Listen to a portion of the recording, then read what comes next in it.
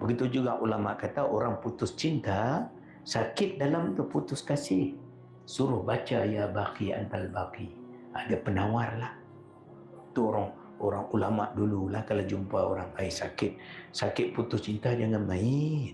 Oh, tambah-tambah sunyi malam, ya Allah, jangan. Hei, jangan. Apa penawarnya? Kata ulama, bacalah ya baqi antal baqi, ya baqi antal baqi. Bila baca itu, dia jadi satu benda yang ajaib. Ini rahmat dia lah. Sebab cinta ini kan dikait dengan ya baqa, ya baqi itu. Jadi bila sebut nama itu, dia macam penawar.